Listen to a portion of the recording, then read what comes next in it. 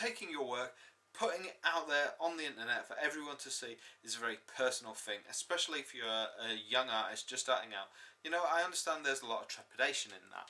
So what you've got to do is you've got to be able to separate all of the different kind of comments.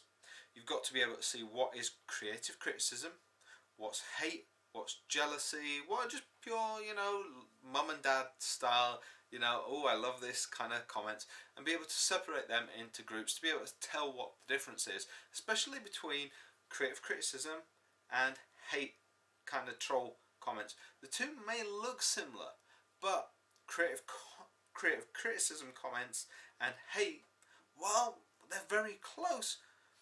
Hate style comments, you don't want. Creative criticism comments, they're the best kind of comments you can actually get, because they're the kind of comments that are going to help you grow and improve as an artist. While hate comments, well, they're just hate comments. They're the kind of people, even though some of them might actually be friends, they're the kind of people you want to block, delete the comments, get rid of them from your life.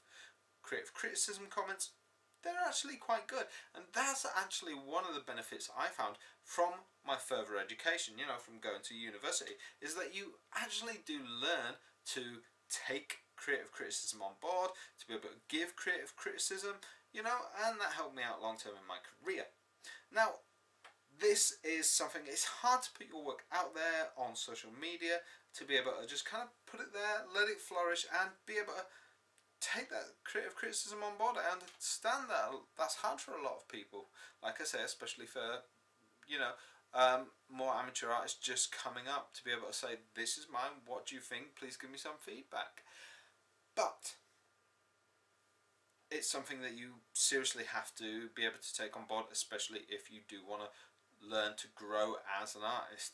The more you accept this, the faster and better you will grow. Okay, so that's my, you know, little thought today.